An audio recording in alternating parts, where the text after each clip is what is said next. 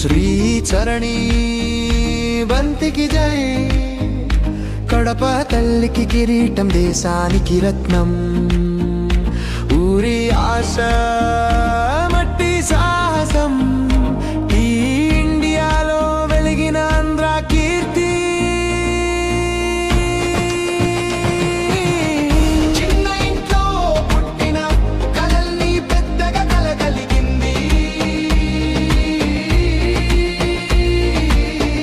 వీలైనదే కాదు వీలు కాకపోయినా నమ్మింది.